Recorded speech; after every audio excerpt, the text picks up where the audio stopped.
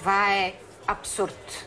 Пълен. Навсякъде са. Най-добрият начин да достигнеш колкото се може повече хора в Сливница, като членове. Аз не се бутам с удоволствие. Го направихте ви и аз съм тук. Тъй, че през цялото това време съм в Сливница. С моите колеги отговаряме, имаме десетки срещи в Сливница и така нататък. Защо ми слагате в устата? Не. Да си имаме уважението. Не е това начина. Ако искаш да яхнеш, няколко хора се опитаха. Чуйте ме до края. Да. Това е лошо. Това е край.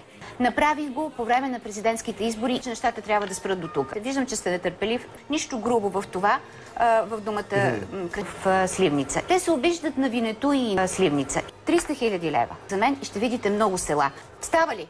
Защо ми слагате в устата? Виждам, че сте нетърпелив. Аз съм тук заради вас. Защото действате директно. И аз съм тук. Ще ме понесете и мене. Тогава и вие ще сте с мен, защото аз не съм направила компромис. Знам, че сега ще кажете, не е невъзможно, ама как? Хайде да не бързаме. Няма никакъв шанс. Точно с мен. Аз вече съм променила средата, нали така? Нали ние това искаме? Защо ми слагате в устата? Защо ми слагате в устата? Искам повече. Много е хубаво в Сливница. Ще го преглътнали? Напълно съм недоволна. Не бързайте. Вярно, че американците ви натискат. Не, моля ви се, ние сме непрекъснато в Сливница.